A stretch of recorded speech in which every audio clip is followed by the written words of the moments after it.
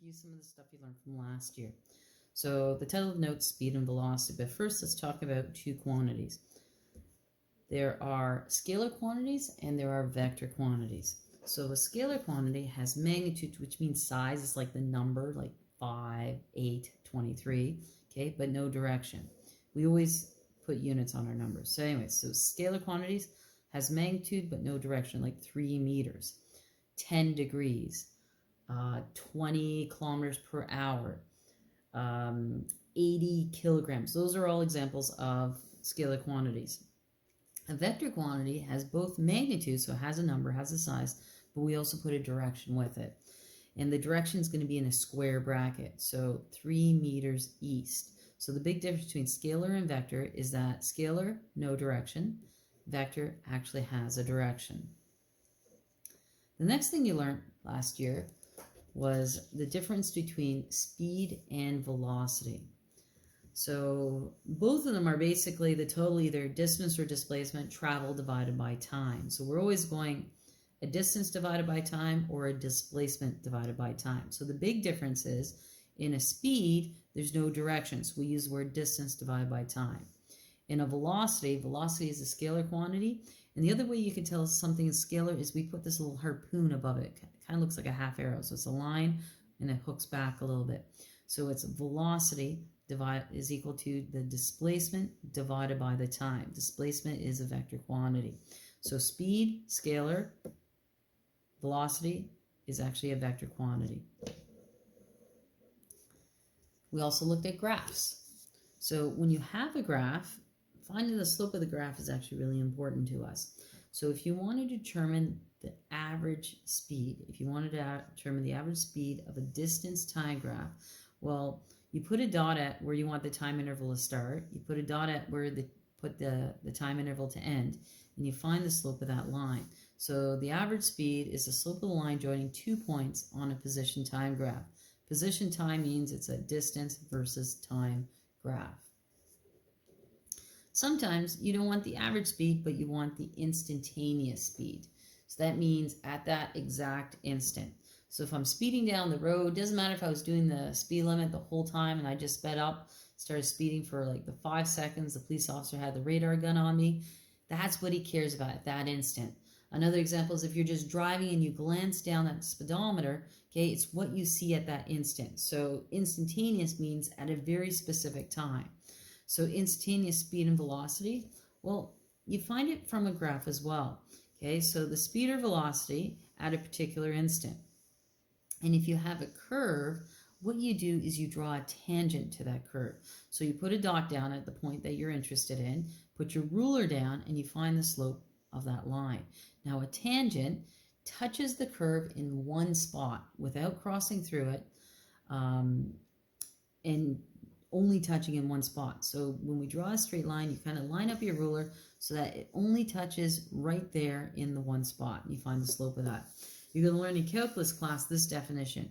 It's the limit as t approaches 0 of delta d over delta t. But it's the same as we did last year. So you just draw a line that just touches the edge of the curve in one spot, and you find the slope of that line.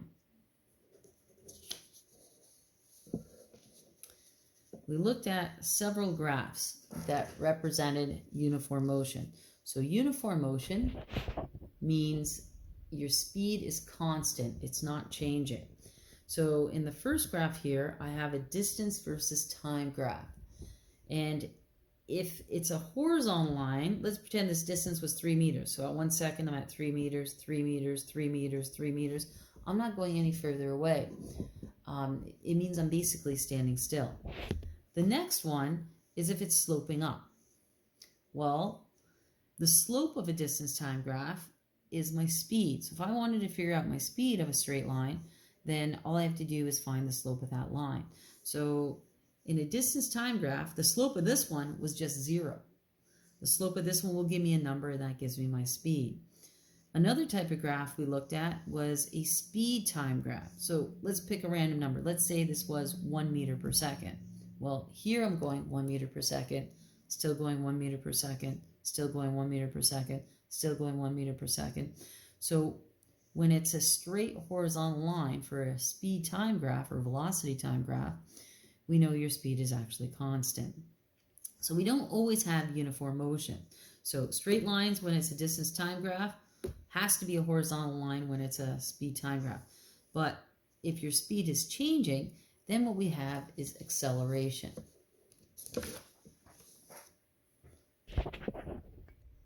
So in our distance time graph, if it's a curve going up, it means you're speeding up. So anytime we have a speed time graph that's curved, it's not uniform motion, it's actually acceleration. This is a speed time graph. So in a speed time graph, the slope of the line gives me my acceleration.